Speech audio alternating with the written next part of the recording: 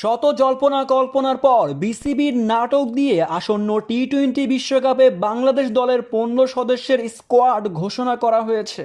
তবে যেখানে ফিট তারকারা জায়গা না পেয়ে জায়গা পেয়েছে অফ ফর্ম ও ইনজুরিতে থাকা খেলোয়াড়রা, কোন পরিকল্পনায় বাংলাদেশ ক্রিকেট বোর্ড চলছে তা ঠিক কারো জানা নেই। বিপিএল এ দারুণ পারফরমেন্স করা সাইফুদ্দিনকে দলে নেওয়ার ইঙ্গিত দিলেও তাকে বাদ দেওয়া হলো। তবে কোনো আলোচনায় না থেকেও স্কোয়াডে আছেন তানজিদ হাসান সাকিব। টানা ব্যর্থ হওয়া লিটনের ওপর ভরসা রাখছেন বিসিবি। তবে মূল পেসার তাসকিন ইনজুরিতে থাকা সত্ত্বেও তাকে 15 সদস্যের মূল একাদশে রেখেছে বাংলাদেশ ক্রিকেট বোর্ড। কিন্তু আলোচনা হচ্ছে সাইফুদ্দিনকে নিয়ে। দুর্দান্ত বোলিং করেও জায়গা হয়নি তার, হয়েছে তানজিদ হাসান সাকিবে। এ নিয়ে প্রধান নির্বাচক লিপু বলে, সাইফুদ্দিনের পারফরমেন্সে ভরসা পাচ্ছেন না তিনি, তবে সাইফের থেকেও এগিয়ে আছেন তানজিদ হাসান সাকিব। তবে আসন্ন টি-20 বিশ্বকাপকে সামনে রেখেই জিম্বাবুয়ে সিরিজকে সাইফুদ্দিনকে দলে রেখেছিলাম, কিন্তু সে প্রত্যাশা অনুযায়ী পারফরমেন্স করতে না পারায় তাকে দলে